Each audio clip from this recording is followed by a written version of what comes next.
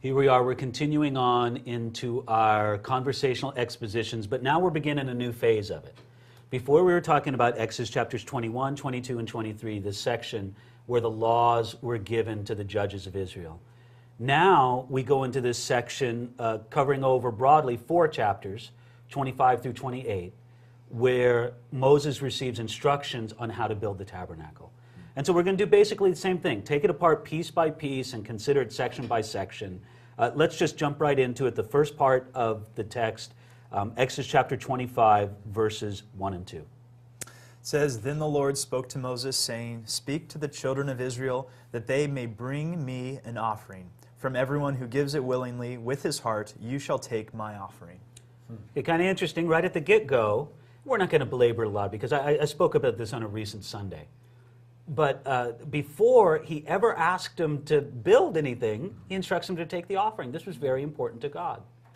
And to me, it just kind of speaks of this great need of how our the need for us to give isn't only because there's a need. The real need to give is within us to be generous givers, more so than it is just for a specific need, such as building the tabernacle. It really is a heart matter. Yes. Generosity, it starts from within.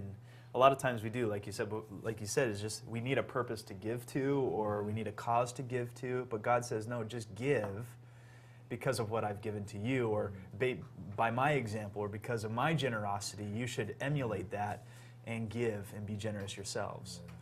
I think about that passage where it says that we're to be conformed into the image of His Son. And that's Jesus, isn't it? I mean, He's a giver. He's a generous God towards us. And the whole idea, we mentioned a recent Sunday about God cares about devotion, about worship, Yes. not just simply obedience like a robot. No, He desires this intimate devotion. You would have thought that Moses went up on Mount Sinai because, we should have set that scene. I almost apologize to our audience.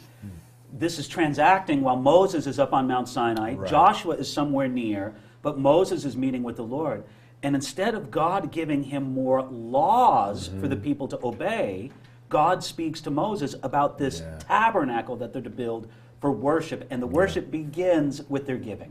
It does. That's remarkable. And it's like you mentioned again, it's bring me an offering. Right. You know, this is God's offering. The offering belongs to God. Yeah. Doesn't belong to the pastor, doesn't belong to the elders, doesn't belong to the congregation. It belongs to God, and it should be managed with that kind of heart, with that kind of And I like the motive, just the willingness that God wants for us, that we're not guilted into giving, we're not obligated into giving, but we should be giving it out of a willful heart. From everyone who gives it willingly. Yeah. And of course we see that repeated in the New Testament. Okay, we talked about that on Sunday. Let's jump into the next couple verses, starting at verse 3. Okay, let's see. "And this is the offering which you shall take from them: gold, silver, bronze, blue, purple, and scarlet thread, fine linen, goat's hair, ram skins dyed red, badger skins, and acacia wood, oil for the light, spices for the anointing oil, and for the sweet incense, onyx stones, stones to be set in the ephod and in the breastplate."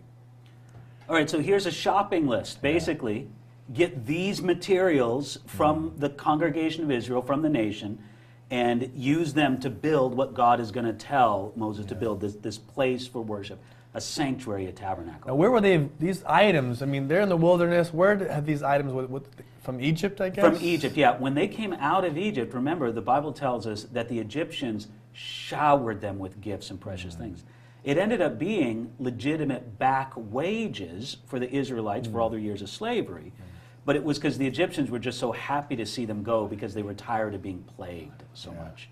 So you have all of that at work in there. They came out of Egypt with an abundance of things, and now God asked them to give a portion of that. Isn't it found that we have it here in the notes that it was estimated around $13 million At that least. they gave. That's staggering to me. Yes, yes.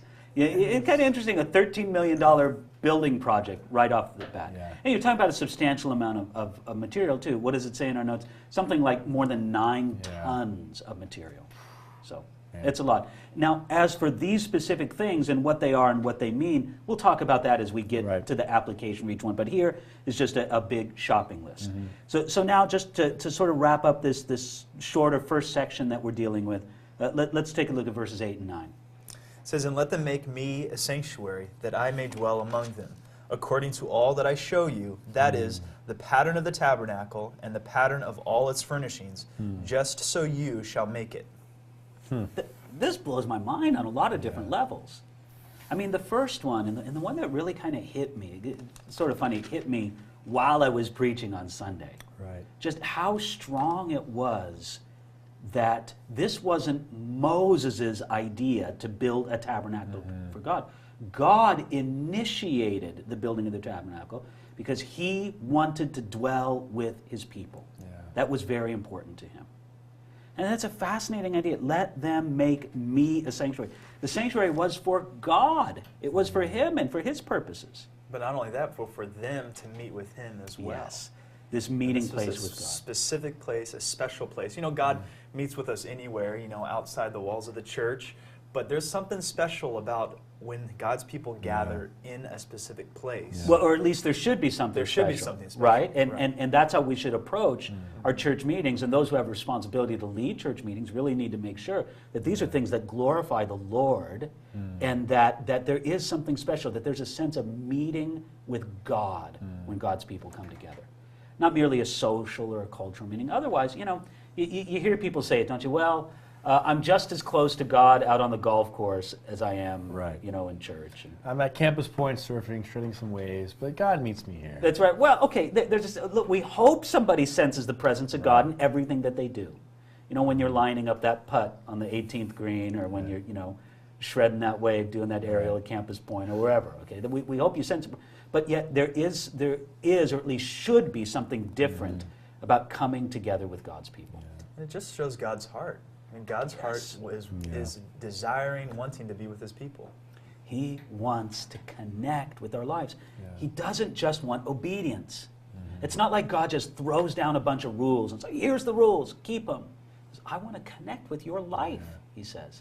That's pretty radical. It's something that people really kind of get lost in the mix sometimes.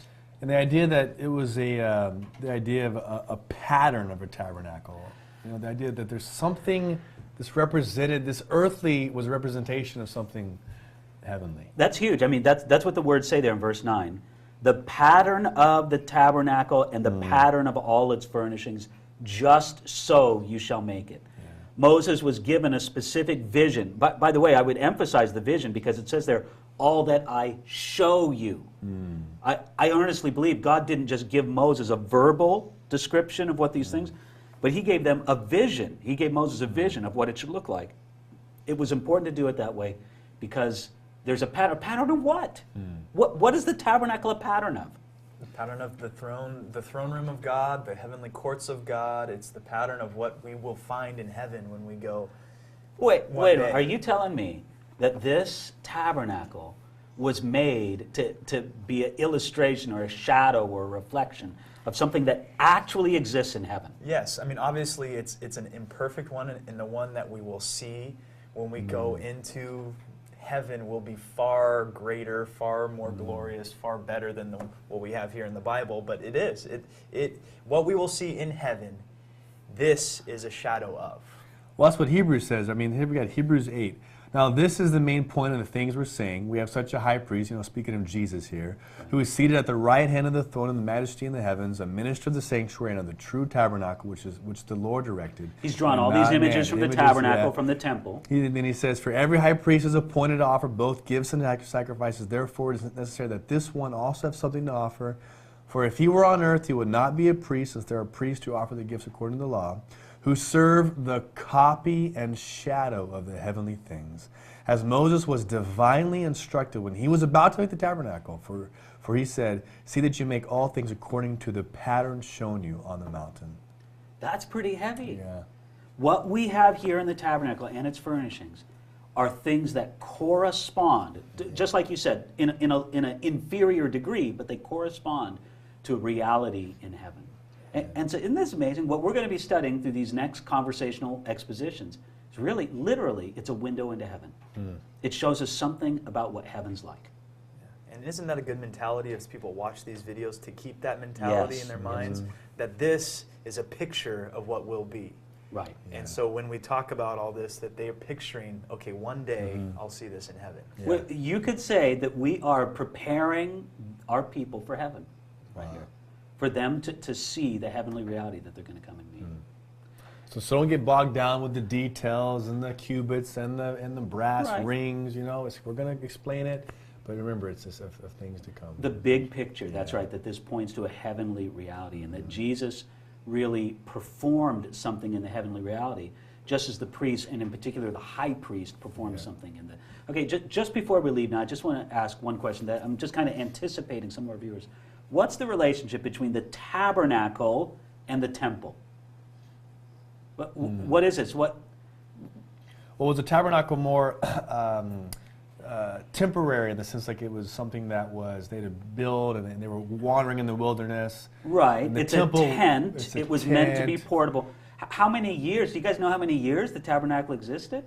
I mean, we're talking at least 500 years. Wow.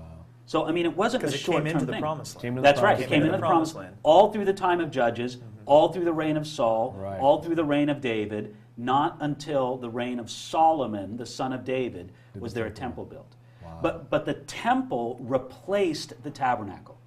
The temple was built on the same concept as the tabernacle, just as a permanent building instead of a temporary. And even a greater scale in Solomon. Yeah, He bit kinda- greater he kinda- scale he as kinda well. blew Yeah, it up. yeah, that's right. Was that God's plan?